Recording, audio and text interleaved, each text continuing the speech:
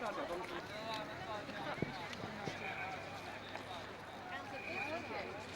so we are now in the center of Kremlin. First of all, don't mix up the Red Square in Kremlin.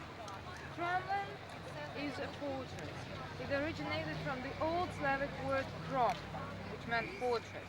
So everything what's inside the walls is Kremlin. And Red Square is simply attached to the walls, and you will see it in the afternoon. Speaking about Moscow, just again briefly, the history of Moscow. It was founded in the 1147, at least it was first mentioned in the old chronicles at that time, and it was just a small village which didn't play any significance. Moscow became the capital of Russia only in the 15th century when a lot of different principalities got united around Moscow.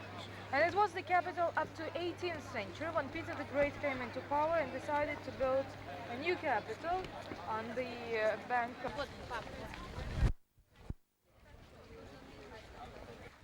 the Dar Bell, the largest bell you ever saw, I would say. It was cast in the 18th century under the rule of Empress Anna Ivanovna, whose portrait you can see on the side of the bell. Remember we saw the crown, sparkling crown, and the coronation dress, so that's the portrait. The bell was cast by father and son, and it was cast in a special ditch not very far from this place, near the wall. It was still in wooden scaffolding when the big fire of Moscow started, and people tried to stop the fire pouring a lot of cold water, but they forgot that the bell was still hot.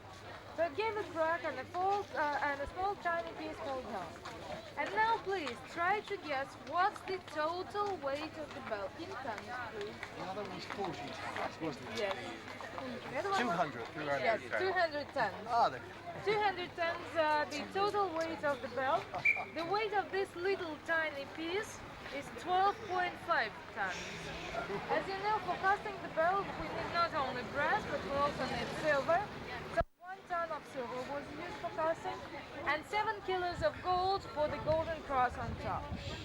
Again, I'm repeating that the bell was never meant for use just to show the casting technique of Russia, though nowadays, when all the data of the bell was put into computers, the answer was that if ever anybody tried to strike this bell, the sound would cover the distance of 7 kilometers. Can we touch it? And I suggest you touching it, actually, this tiny piece, if you want to return back to Moscow. It's also an official part of different governmental offices and ministries. By the way, there's always a question, who lives in Kremlin? Who lives in Kremlin? The only person who officially had the statue was Lenin and his family, his wife and his sister. And they used to live in this building, yellow building, the side which is facing the other building. Top floor, in between the columns, and the windows.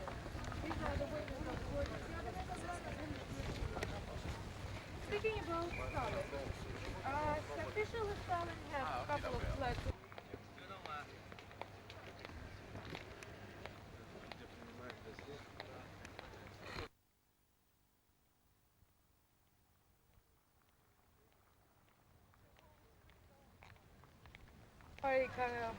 Congresses held in Kremlin.